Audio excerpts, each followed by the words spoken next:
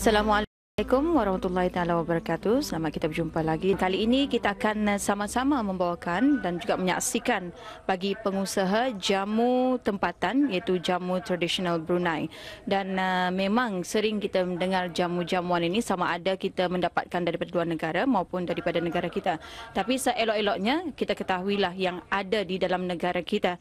Dan jamu-jamu ini, apa yang kita ketahui, banyak bermacam-macam. Ada juga jamu seperti orang tadi kalau selepas bersalin ataupun selepas beranak, banyak yang makan marjum, adanya jamu adanya pupuk, adanya apa lagi, irup-irupan. Irup-irupan ini banyak sebetulnya, irupan panas, ada juga peparam. Sama lah tu irup-irupan itu. Irupan panas tu sama lah seperti peparam. Ada juga kunyit betalan, luta perut, bedak lulut. Ini untuk bagi mereka yang akan melangsungkan perkahwinan. Adanya daun hati bumi. Dan sebetulnya banyak lagi jamu-jamuan yang ada di negara kita, khususnya jamuan tempatan ini banyak lagi.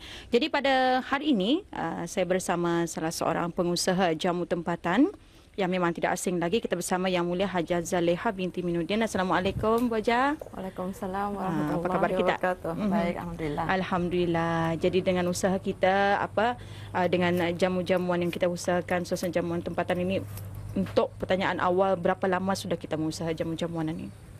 Kalau mengikut sejarah yang mula-mula saya belajarlah daripada umur berbelasan tahun lagi. Berbelasan tahun. Ani sudah berapa tahun umur kita? Berapa tahun?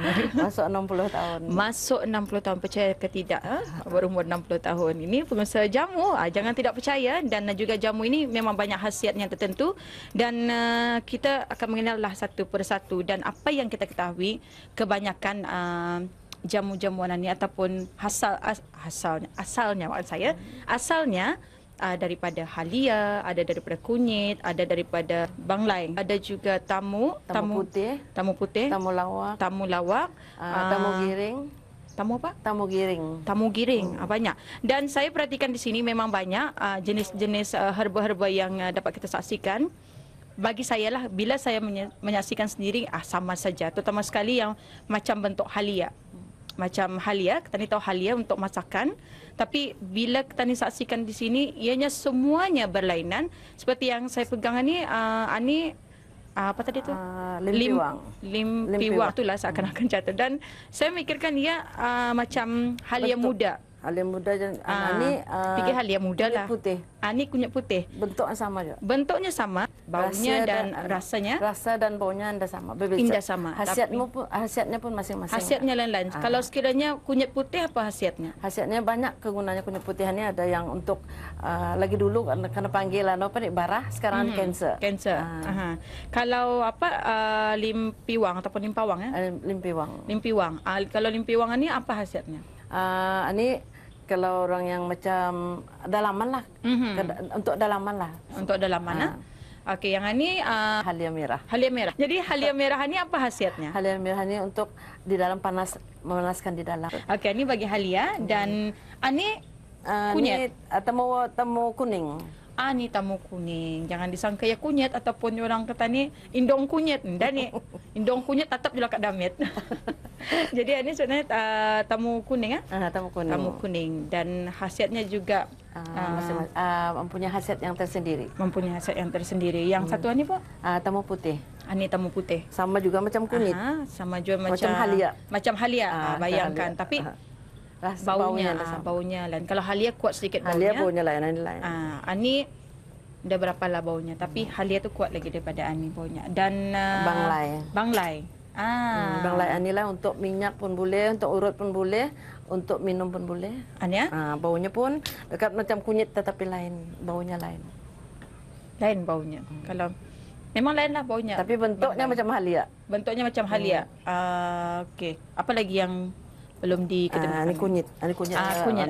Ini indong kunyit. Ini bukan yang indong kunyit. Bukan indong kunyit. Jadi sebetulnya herba-herba yang dapat kita saksikan ini semuanya mempunyai khasiat tersendiri, dan untuk mencipta sesuatu itu ianya perlu ada pemrosesan. Jadi bahan-bahan ini di mana kita menanam? Adakah kita membeli di tamu-tamu ataupun kita tanam sendiri? Ada juga yang ini ada yang kami tanam sendiri. Kalau anda cukup baru kami beli di tamu-tamu. Okey.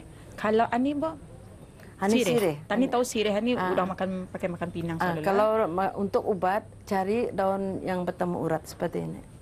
Ini sirih yang bertemu urat. Macam mana tani kamu mengenal sirih bertemu urat ni? Ianya memang indat lapas tu yang bentuk-bentuk uratnya tu untuk ubat. Untuk ubat ini juga untuk ubat.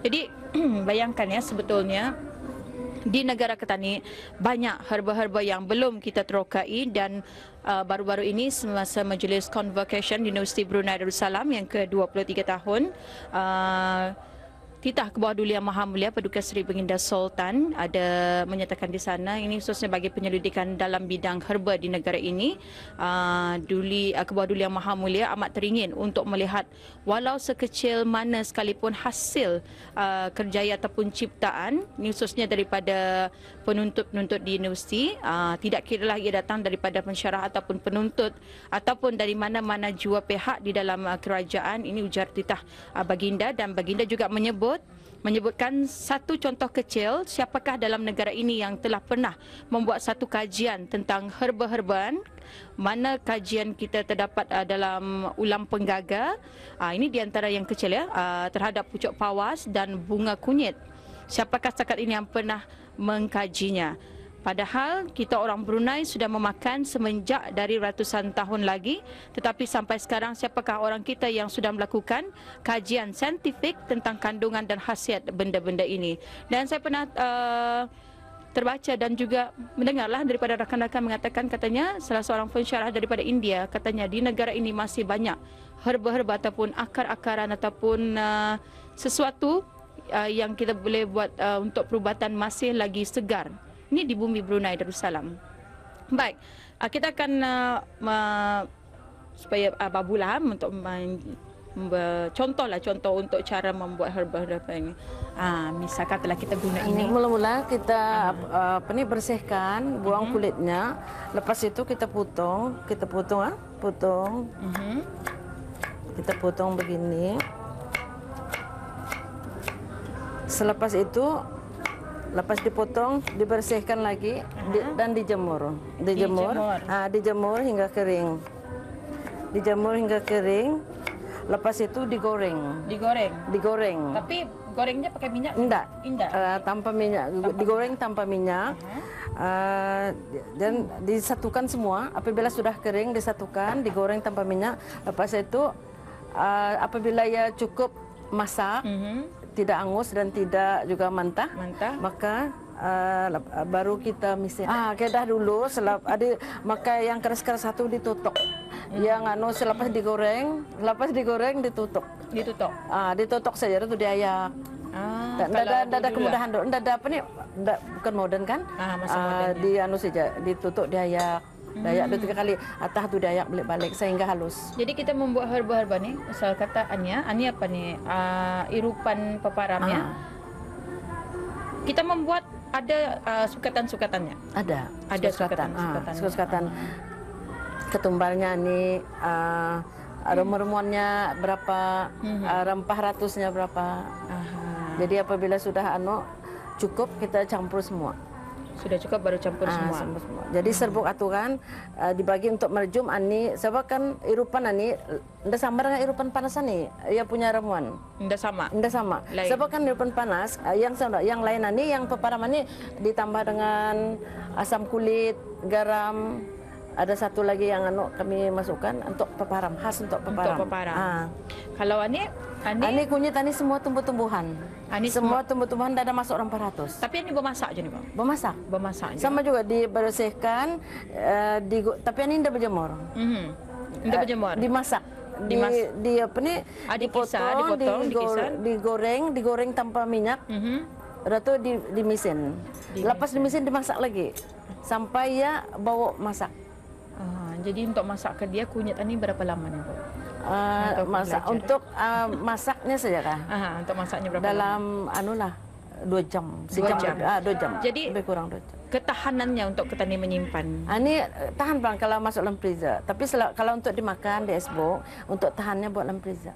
Untuk mengambil tahan lama buat dalam freezer. Untuk yang sudah tani makan icebox saja. Tapi memang betul ya, bila kita mengamalkan makan jamu-jamuan ini, ia boleh memberikan kesehatan tubuh badan kita ini, khususnya kepada dalaman. Jangan kita mikirkan cuma luaran saja untuk kita menjaga kecantikan. Ini khususnya kaum wanita, dan juga sebetulnya banyak yang kita terokai di negara kita jamu-jamuan tradisional ini, dan perlu juga kita mengetahui di mana tempat kita membeli ataupun siapa yang membuatnya, dan bukanlah kita takuti terlebih ke ramuannya apakah, tapi perlunya juga kita mengetahui bagaimana cara pemakaiannya, bagaimana cara memakannya. Kalau yang ani minyak minyak ini pun daripada tumbuh-tumbuhan, sama juga pemasak sama minyak kelapa. Memasak sama minyak kelapa. Untuk menghasilkan minyak kelapa ini pun tadi banyak menggunakan daripada santan. Santan itu dimasak. Santan itu dimasak baru menjadi minyak. Itu yang saya pernah nampaklah ataupun pernah saya saksikan sendirilah cara membuat minyak kelapa, dan baru ditambah dengan ramuannya minyak kayu putih dan juga temulawak. Temulawak yang mana satu tadi? Yang sebenarnya bukan temulawak saja, banyak ramuan yang campurannya. Campurannya. Cuma kami masuk saja buat nama temulawak saja. Yang sebenarnya khasiat yang tumbuh-tumbuhan ada semua di sana. Ada. Jadi sebetulnya minyak temulawak ini kegunaan khasiatnya di sini katanya sesuai untuk mengurut, melegakan sengal-sengal badan, melegakan urat-urat yang kembang dan terseliuk, membantu mengecutkan bengkak, bisul, biji yang tumbuh di badan, insya-Allah. Alhamdulillah. Jadi itulah ya, dengan adanya kegigihan dan juga usaha. Yang paling penting adalah tekareh. Kalau orang tua ketani, warga emas ketani tekareh menerokai jamu-jamuan ini dan mencari jamu mana ataupun herba mana lagi yang boleh membaikkan suatu penyakit itu, selagi itu mereka akan mencari, selagi itu mereka akan menyelidiki. Kenapa kita sebagai orang muda yang masih lagi mempunyai tenaga yang kuat, kenapa tidak kita sama-sama ikut tekareh dengan mereka, dan selain daripada itu menambahkan lagi ilmu pengetahuan kita mengenai herba yang ada di negara kita. Terima kasih Bo kerana sama-sama mengongsikan mengenai herba dan juga jamu-jamuan yang kita usahakan. Assalamualaikum. Ya.